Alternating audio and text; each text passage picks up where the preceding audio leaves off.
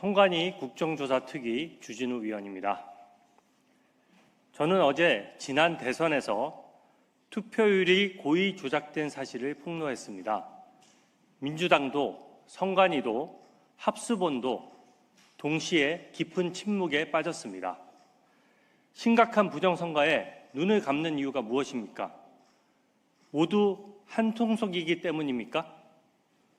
이 암묵적 카르텔을 깨기 위해서 저는 오늘 22대 총선에서 선관위가 전국 총 159곳의 투표자 수와 투표율을 고의 조작해 왔음을 추가로 밝힙니다.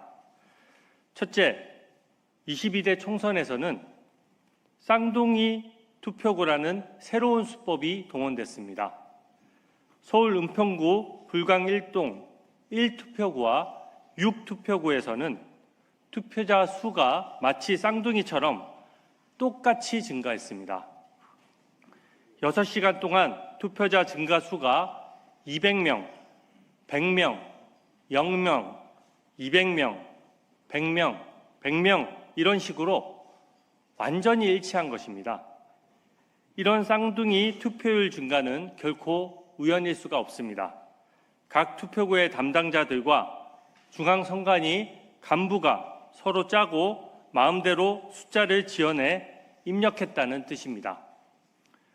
전국에서 쌍둥이 투표구는 총 5쌍, 10개 투표구였습니다. 선관위 직원 개인의 일탈이 아니라 여러 명이 공모한 조직 범죄임이 드러난 것입니다. 둘째, 국민의 눈을 감쪽같이 속이기 위해서 숫자를 들쑥날쑥하게 조작하기도 했습니다. 같은 숫자가 반복되면 들킬까 봐 그렇게 한 것입니다. 예를 들어 서울 하계 1동에서는 투표자 수를 매 시간대별로 150명, 200명, 150명, 200명, 150명 등 숫자를 번갈아 가며 조작을 했습니다. 논현 1동에서도 160명, 120명, 160명, 120명, 또 160명으로 숫자를 번갈아 가며 눈속임한 것이 발견됩니다. 일정 패턴을 반복하면서 투표자 수를 고의로 허위 입력한 사례가 총 9곳에 이릅니다.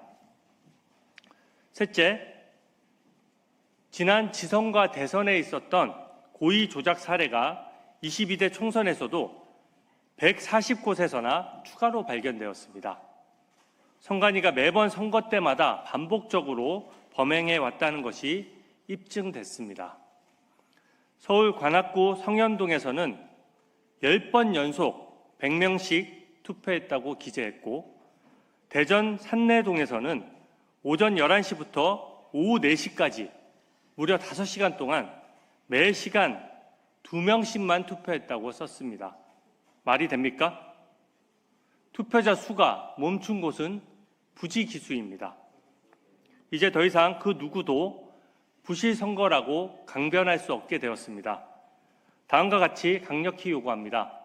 첫째, 쌍둥이 투표율 허위 입력이 있었다는 것은 어떠한 조작도 가능하다는 뜻입니다.